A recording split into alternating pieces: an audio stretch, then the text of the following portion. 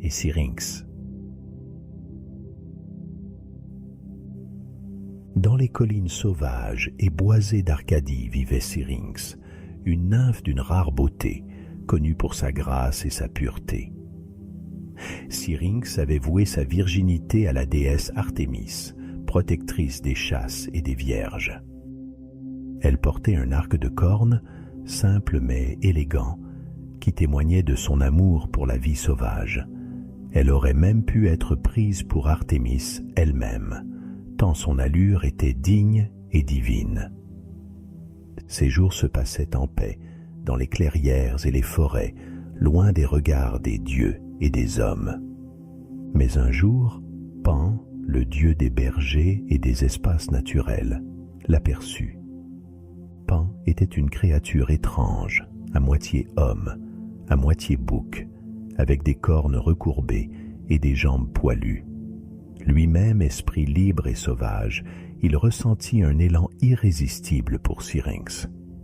En la voyant, son cœur s'embrasa d'un désir qu'il ne pouvait réprimer. Se rapprochant d'elle, il lui fit les avances les plus audacieuses, la poursuivant avec un mélange de supplication et d'ardeur, bien que ses manières rustiques eussent effarouché la nymphe. Terrifiée, Syrinx se mit à courir à travers les bois. Elle connaissait la réputation de Pan, de ses poursuites effrénées et de ses désirs brûlants. Ses pieds légers effleuraient à peine le sol, tandis qu'elle s'élançait à toute vitesse, cherchant désespérément à échapper à son poursuivant. Derrière elle, Pan la suivait de près, déterminé à la capturer, sans se soucier des obstacles que la forêt semait sur son passage.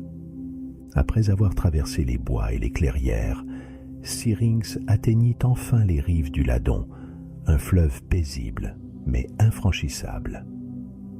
Elle se retrouva alors prise au piège, le regard rivé sur les eaux du fleuve qu'elle ne pouvait traverser. En désespoir de cause, elle leva les bras vers le ciel et implora les nymphes des eaux, ses sœurs, de lui venir en aide.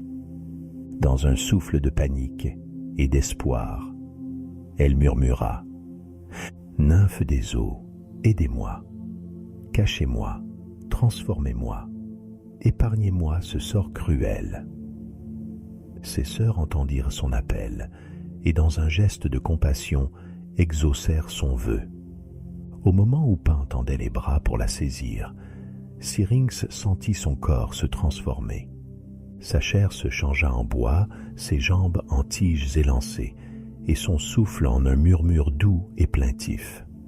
À la place de la nymphe qu'il poursuivait, Pan ne trouva plus qu'un bouquet de roseaux frémissants, qui se balançait doucement au bord du fleuve, comme pour se fondre dans le décor.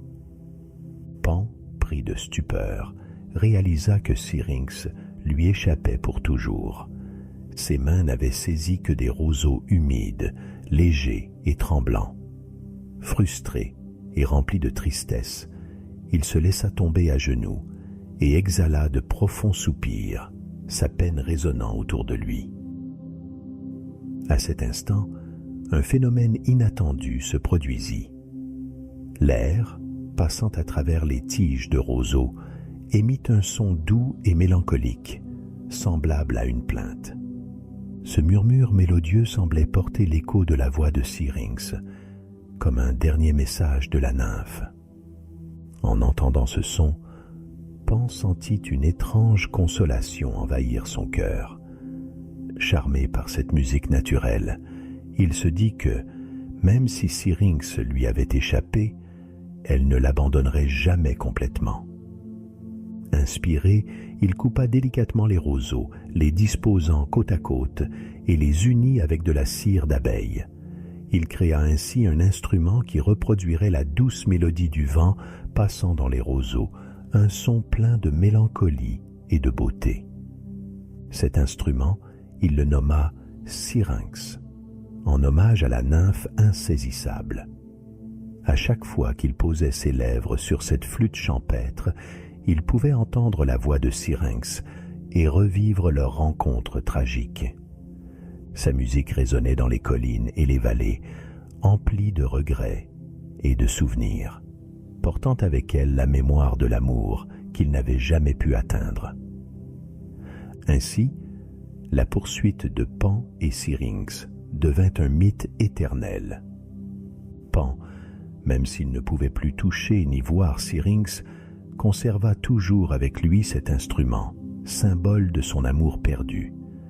Chaque note de la flûte de Pan ou Syrinx portait en elle la douceur et la douleur de cette rencontre. Les échos de cette mélodie douce amère, née du vent passant dans les roseaux, racontaient aux dieux et aux mortels l'histoire d'un amour impossible, d'une fuite désespérée et d'une transformation libératrice. La musique de la flûte de Pan, douce et plaintive, devint ainsi l'hommage du dieu à la nymphe qui avait su lui échapper en se fondant dans la nature elle-même.